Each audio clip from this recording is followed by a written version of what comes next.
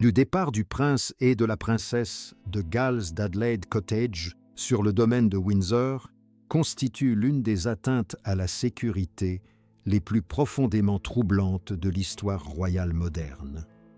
Il ne s'agit pas d'une histoire fondée sur des intrigues de palais, des fuites de courriels internes, des faux pas diplomatiques ou les frictions familiales habituelles qui font généralement la une des journaux. C'est un incident glaçant qui touche au cœur même de la vulnérabilité humaine. C'est le genre d'événement qui bouleverse la notion même de refuge et qui oblige à envisager les zones d'ombre de son propre foyer avec une appréhension persistante. L'élément déclencheur de cette crise sans précédent fut un pur hasard dissimulé sous les apparences d'une inspection structurelle de routine à Adelaide Cottage. Le prince William et Catherine avaient délibérément choisi cette demeure historique relativement modeste de 4 chambres, située sur le vaste domaine de Windsor, afin d'offrir à leurs 3 jeunes enfants, le prince George, la princesse Charlotte et le prince Louis, une enfance aussi normale que possible. C'était un choix réfléchi, une façon de s'éloigner de l'environnement autoritaire et hypervisible du palais de Kensington, offrant aux enfants de vastes pelouses des jardins privés et la liberté de vivre une enfance à l'abri du regard constant du public. Fin novembre, une équipe d'ingénieurs en structure est arrivée pour effectuer une évaluation standard des fondations de cette propriété du XIXe siècle. Une procédure courante pour les bâtiments historiques exposés au climat humide britannique. Munis de leurs bloc-notes de plan et d'un radar de sol, les ingénieurs ont commencé leur travail. 7 minutes plus tard, l'illusion de sécurité à Adelaide Cottage était irrémédiablement brisée. Sous cette charmante chaumière aux teintes pastel se cachait un vaste réseau de passages souterrains inexplorés. Ces tunnels étaient anciens antérieurs de plusieurs siècles à la structure actuelle, et des vestiges architecturaux suggèrent des origines remontant à la guerre civile anglaise. Étrangement, ce labyrinthe souterrain avait été totalement oublié par l'histoire. Il ne figurait dans aucun document officiel moderne, avait échappé à des décennies de contrôle de sécurité rigoureux et était absent des expertises immobilières exhaustives réalisées avant le déménagement de la famille Wales. Cependant, ce n'est pas la simple existence de tunnels historiques qui a déclenché l'évacuation d'urgence en pleine nuit. Ces vestiges historiques constituent une véritable casse-tête en matière d'infrastructure. Ce qui s'y est découvert représente un grave danger pour la sécurité nationale. Le déroulement de l'évacuation est un modèle de stratégie en matière de protection royale. Il était environ minuit et quart, un mardi glacial. William et Catherine s'étaient retirés dans leurs appartements privés environ 3 heures plus tôt et les enfants dormaient profondément. Soudain, les capteurs infrarouges de haute précision de qualité militaire intégrés aux murs inférieurs et au périmètre d'Adelaide Cottage ont détecté un mouvement. Ces capteurs étaient conçus pour déceler des anomalies là où il ne devrait absolument pas y en avoir. Le prince William fut le premier à se réveiller. Des années d'entraînement militaire rigoureux comme pilote de recherche et de sauvetage avaient durablement modifié sa réaction neurologique aux stimuli environnementaux. Le changement imperceptible de pression atmosphérique, conjugué aux mouvements tactiques rapides et discrets des agents de protection qui patrouillaient dans les couloirs inférieurs, le tirèrent instantanément du sommeil. Catherine se réveilla quelques secondes plus tard, muet par un instinct maternel aigu et instinctif qui agite indépendamment de toute logique. Dans la première minute critique d'une crise, ceux qui vivent sous la menace constante d'être observés savent que l'écoute est bien plus instructive que la parole. Aucun des deux ne prononça un mot. On frappa doucement, mais avec une insistance implacable à la lourde porte de leur chambre. Un rythme précis conçu par les équipes de sécurité pour communiquer l'urgence absolue sans semer la panique. William traversa la pièce en 4 enjambées rapides. Lorsqu'il ouvrit la porte, il se trouva face à Marcus Headley, le chef de leur service de protection rapproché. Headley se tenait dans le couloir faiblement éclairé, flanqué de 3 officiers lourdement armés en position tactique.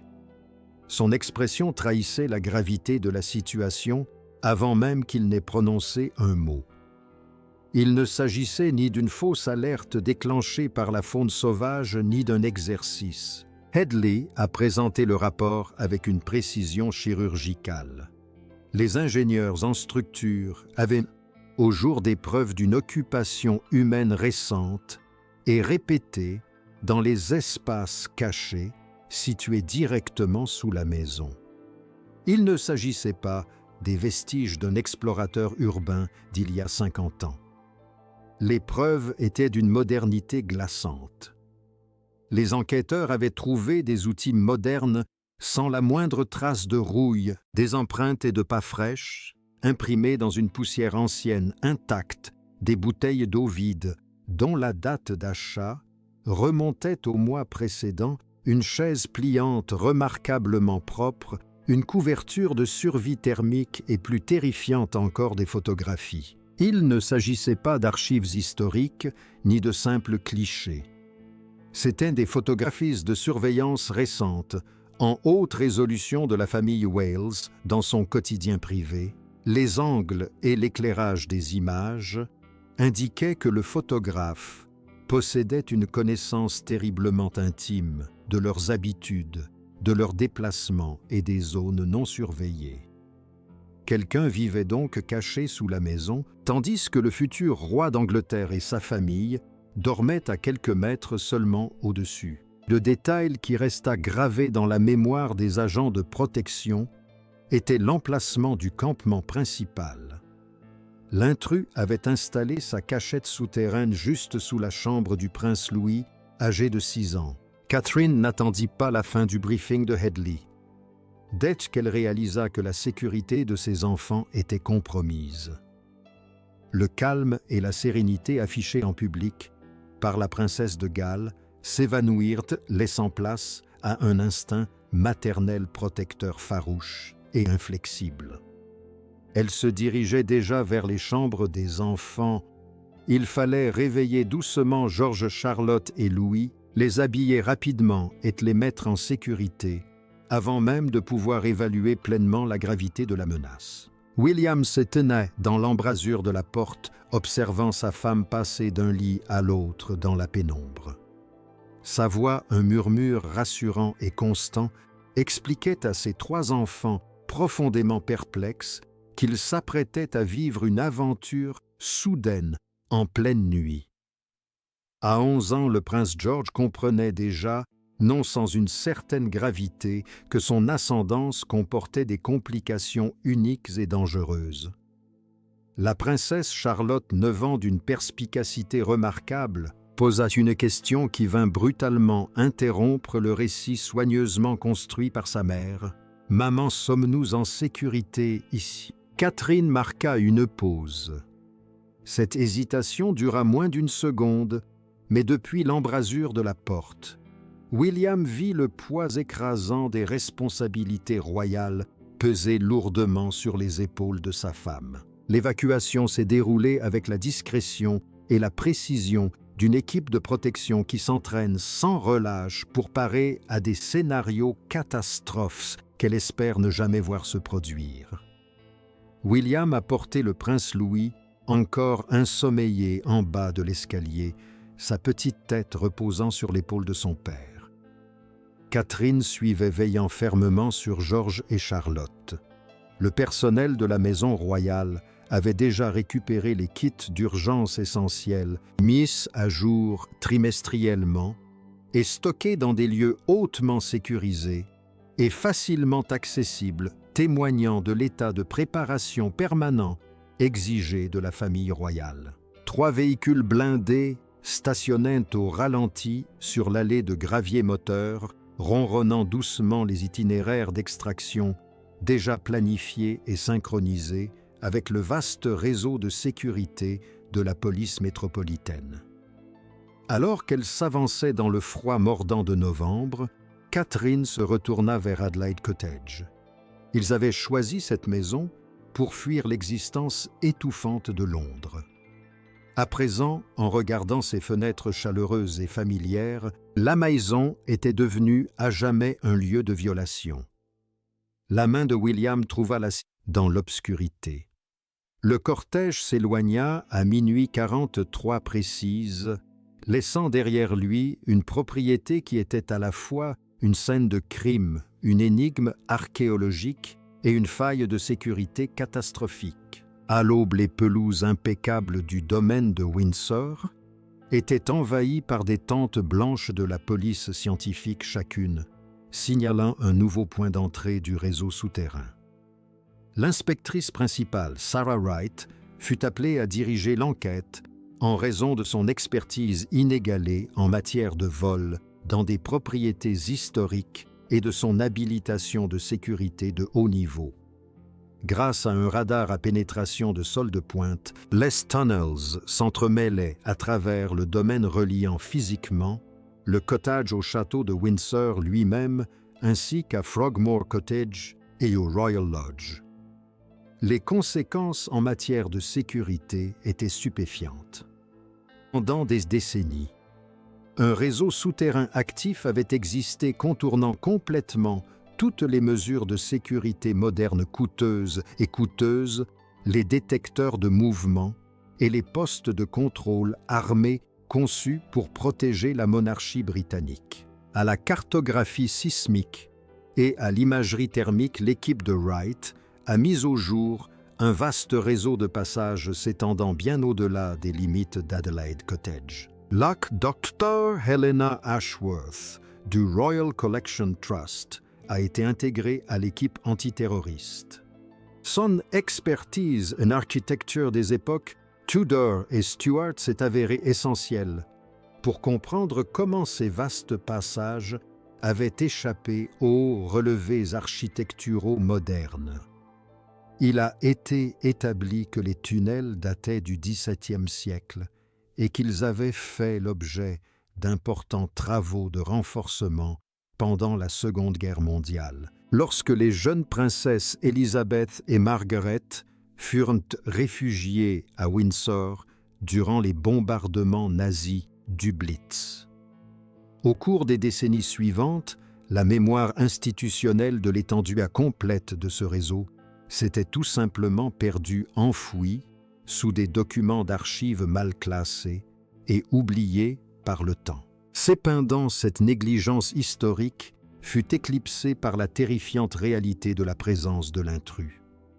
Tandis que les équipes médico-légales exploraient les profondeurs du réseau, se faufilant dans des espaces à peine assez larges pour un adulte, elles firent une découverte qui bouleversa complètement le profil psychologique de la menace. Elles mirent au jour d'anciens campements. L'intrus n'était pas arrivé le mois précédent. Des objets récupérés dans les chambres les plus profondes dataient de près de 2 ans. Pendant Rude's Hivers britanniques, 2 Noëls et 2 étés, où les enfants jouaient dans les jardins, un homme avait vécu dans l'obscurité et le silence de la terre sous leurs pieds. Le Prince William recevait des briefings toutes les heures d'un centre de commandement sécurisé installé au palais de Kensington, où la famille avait temporairement résidé. L'ironie de fuir l'étouffante sécurité londonienne pour trouver la paix à Windsor, pour finalement se retrouver de nouveau confiné derrière de hauts murs, ne lui échappait pas. La réaction de William aux photographies de surveillance était profondément ancrée dans son propre passé traumatique. Il avait 15 ans en septembre 1997, lorsqu'il avait suivi le cercueil de sa mère, sa douleur diffusée au monde entier. La princesse Diana avait passé sa vie traquée sans relâche par des hommes muni de téléobjectifs, jusqu'à son accident mortel dans un tunnel parisien. William avait appris avant même d'avoir l'âge de conduire qu'une caméra pointée sur sa famille était une arme. 28 ans plus tard, Homme était allongé dans la poussière sous la chambre de son fils, utilisant une caméra comme une arme pour immortaliser leurs moments les plus intimes. Lockroy Charles a été pleinement informé à Clarence House. Bien qu'il ait conservé un professionnalisme stoïque en présence de son personnel, la gravité de la situation était palpable lors de ses appels téléphoniques sécurisés avec William. Le roi avait survécu à des décennies d'alertes sécuritaires majeures, notamment le tristement célèbre incident de 1982, où Michael Fagan s'était introduit dans la chambre de la reine Élisabeth, était l'intrusion au château de Windsor le jour de Noël 2021 par un homme armé d'une arbalète chargée. Cependant, les intrusions précédentes avaient impliqué des individus franchissant les murs. Cette menace venait d'en dessous, exploitant une vulnérabilité dont la couronne ignorait même l'existence. Le soir même, le MI5 fut officiellement intégré à l'enquête. Les agents du renseignement entamèrent le travail fastidieux d'examen de milliers d'heures d'enregistrement de vidéosurveillance périmétrique des 6 mois précédents. Les unités de criminalistique numérique extrairent les métadonnées des photographies de surveillance récupérées, identifiant le matériel de prise de vue et dressant un profil complet d'un harceleur extrêmement patient et disposant de ressources considérables. L'avancée décisive dans cette traque n'est pas venue des preuves matérielles, mais du monde numérique. Des analystes du MI5 surveillant des forums en ligne, consacrés à l'histoire royale marginale et aux théories du complot, ont repéré une série de messages très inquiétants, publiés par un utilisateur sous le pseudonyme de « chercheur de vérité de Windsor ». Pendant 18 mois, cet utilisateur a publié des théories détaillées sur des structures souterraines cachées sous les propriétés royales, accompagnées de cartes dessinées à la main, qui étaient étrangement identiques aux documents annotés retrouvés dans les tunnels sous Adelaide Cottage. La Dr Miranda Foster, psychologue, légiste spécialisée dans les relations parasociales et les comportements obsessionnels, a analysé les traces numériques. La progression qu'elle a mise au jour décrivait une descente aux enfers typique.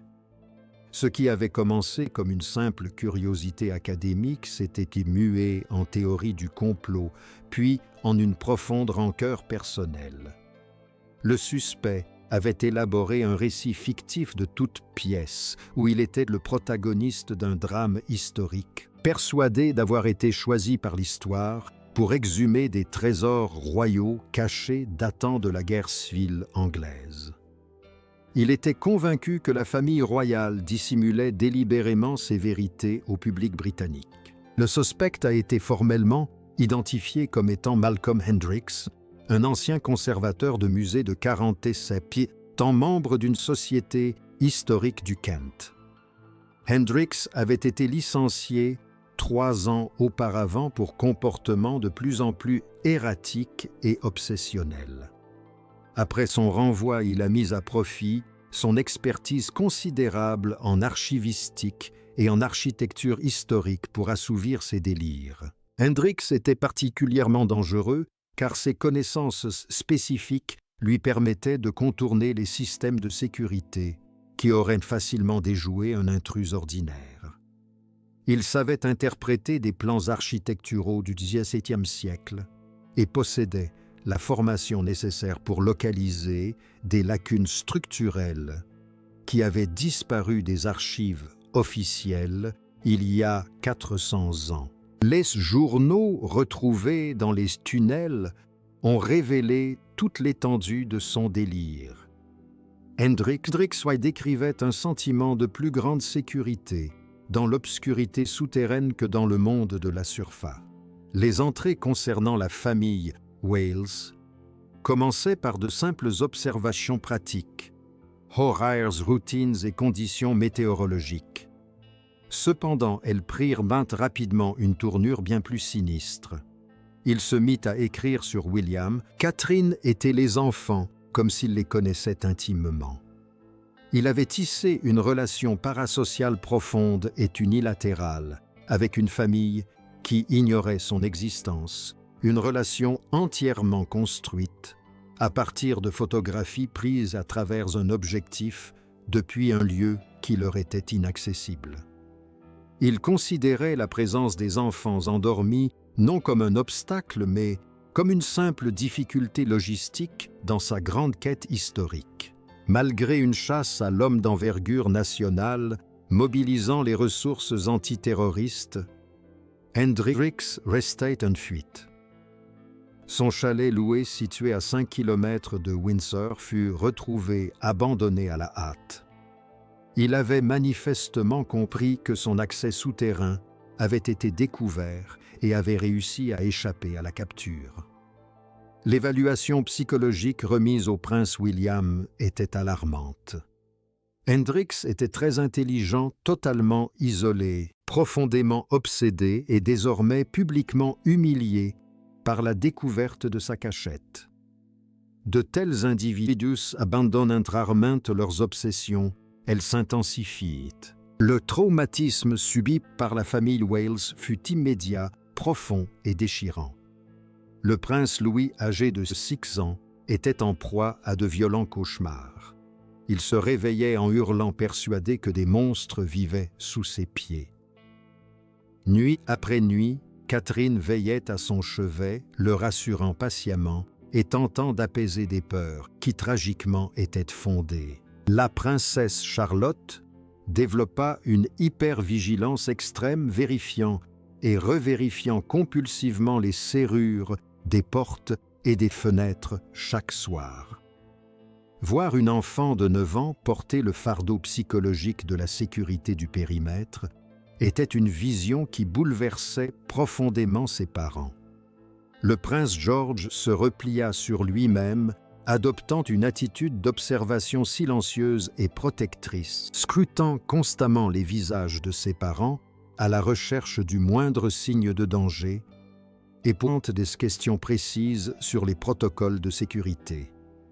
Il commençait à intérioriser la lourde et implacable réalité de son destin royal. Le dispositif de sécurité d'Adelaide Cottage a fait l'objet d'une rénovation massive chiffrée en millions de livres sterling. Les entrées des tunnels ont été scellées définitivement, avec du béton armé et équipé de capteurs sismiques de pointe. L'ensemble du périmètre de la propriété a été modernisé avec des caméras de reconnaissance faciale et du matériel de surveillance de qualité militaire. Cependant, chaque amélioration de sécurité, aussi nécessaire soit-elle, a contribué à détruire ce qui faisait du cottage un foyer. Ce n'était plus un havre de paix familiale, c'était devenu un bunker militaire fortifié. Les semaines se muèrent en mois, et une sombre réalité s'imposa à William et Catherine. Même si Malcolm Hendricks était appréhendé, même si Adelaide Cottage était considéré comme le bâtiment le plus sécurisé du Royaume-Uni, le caractère sacré de leur demeure était irrémédiablement brisé. Les murs étaient toujours là, la cuisine, où Catherine préparait des gâteaux d'anniversaire, était intacte, et les jardins n'avaient pas été touchés. Mais la présence de cet homme tapi dans l'ombre avait empoisonné les lieux. Pendant 2 ans, un homme avait rôdé sous le plancher, tandis que la famille dormait au-dessus, une réalité qu'aucune construction, aucun protocole de sécurité ne pourrait effacer. La décision de quitter définitivement Adelaide Cottage a été présentée au public par le biais de communiqués de presse soigneusement édulcorés du palais. La déclaration officielle évoquait un déménagement stratégique afin de permettre des améliorations complètes des infrastructures et de la sécurité à long terme. L'OC public a été délibérément tenu à l'écart de la terrifiante réalité de la présence d'un intrus souterrain, pour éviter des intrusions similaires et protéger l'opération de renseignement en cours. Les médias ont diffusé des images de teintées blanches sur les pelouses de Windsor, accompagnées de commentaires neutres concernant l'entretien de la propriété. Parallèlement, la famille a officiellement réintégré sa résidence principale au palais de Kensington, acceptante le lourd tribut de vivre dans une forteresse historique hautement surveillée, en échange de la garantie absolue de sa sécurité. La veille de Noël, leurs enfants, enfin endormis, William et Catherine, se tenaient aux fenêtres de leur appartement du palais de Kensington, contemplant l'étendue calme et givrée des jardins. Ils parlaient d'une voix basse et épuisée, comme des parents qui ont traversé une épreuve inimaginable. Aucun des deux n'évoquait la douloureuse vérité qui planait dans l'air. Adelaide Cottage était perdue à jamais.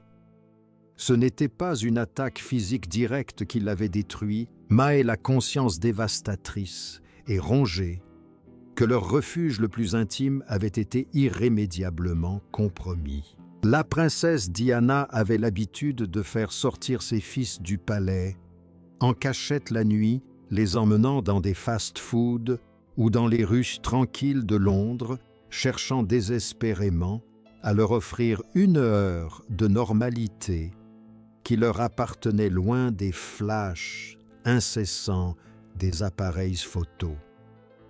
Elle a passé sa vie traquée par des hommes armés d'objectifs et elle est morte sous les balles d'un appareil photo pointé sur sa voiture accidentée. Des décennies plus tard, son fils a acheté une maison modeste avec un jardin paisible pour que ses propres enfants n'aient jamais à connaître cette surveillance constante. Tragiquement, un homme déséquilibré muni d'un appareil photo et d'un carnet a volé cette paix sous leurs pieds. Malcolm Hendricks ne trouva jamais son trésor caché. Il n'y avait pas d'or sous Windsor, seulement de la pierre ancienne, de la terre humide et des échos du passé. Il sacrifia sa carrière, sa liberté et sa raison à la poursuite d'un fantasme qui n'a jamais existé. Pourtant, la seule chose qu'il parvint à extraire du domaine de Windsor fut la conviction profonde d'une famille d'être en sécurité dans son propre lit. L'illusion d'une vie de famille normale avait été enterrée à jamais dans les sombres tunnels sous la propriété royale.